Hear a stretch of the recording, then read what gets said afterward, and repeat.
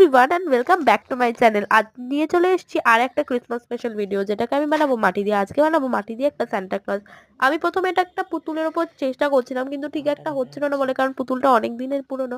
তাই আমি ভাবলাম যে না, নিজের কষ্ট করেই একটা বানাই। তো দেখো, আমার পুতুলটা পুরো বানানো হয়ে গেছে।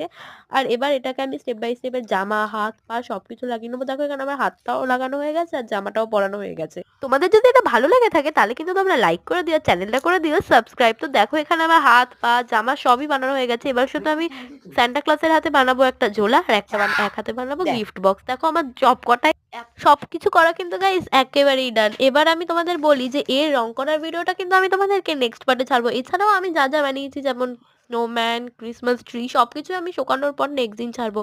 আর তোমরা দেখো এটা কেমন লাগলো। আর আমি কিন্তু তোমাদেরকে ক্রিসমাস ট্রির সাথে আর একটা জিনিস দেখেছিলাম, সেটা হচ্ছে একটা ছোট্ট যিশু খ্রিস্টের মূর্তি। সেটা তোমাদের কেমন লাগলো সেটাও জানিও। বাই।